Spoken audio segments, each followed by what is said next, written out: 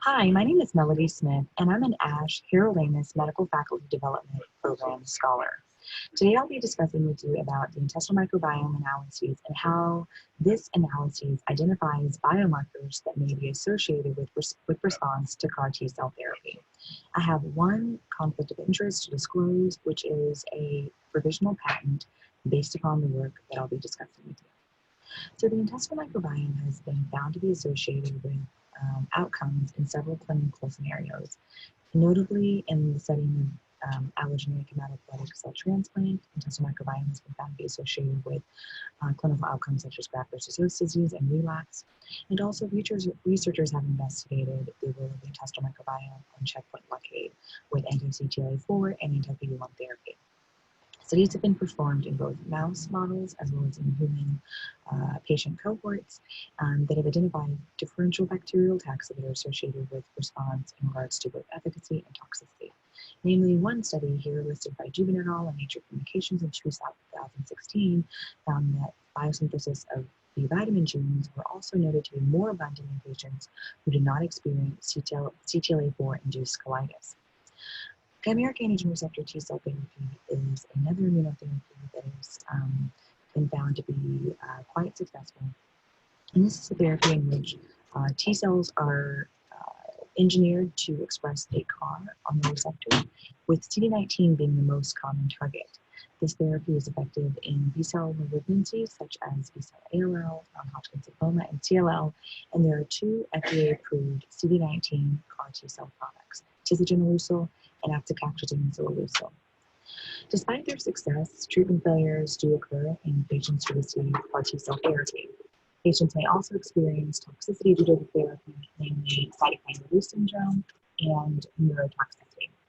However, it's not entirely understood why these relapses may occur, but endogenous barriers have been implicated. Other potential regulators of T-cell function have also may be relevant to these responses, namely the intestinal microbiome.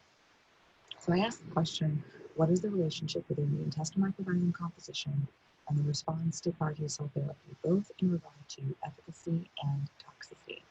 In order to address this question, I collected fecal samples from patients at Memorial Sloan Kettering Cancer Center who received CAR T-cell therapy with CARs targeting LEC16 for ovarian cancer, BCMA for multiple myeloma, and CD19 for B-cell malignancies.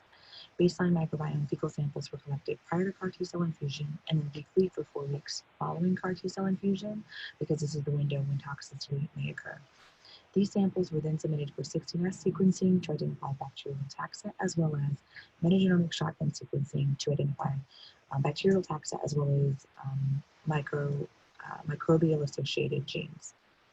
In regards to the 16F data, we used a Bayesian model to identify families of bacteria that were associated with preventing CR or helping CR. And here you see that this family of bacteria, Erythrotrichaceae, was found to be associated with helping CR. And antibiotics after CAR T-cell therapy during those 4 weeks following CAR T-cell therapy was found to be associated with preventing CR.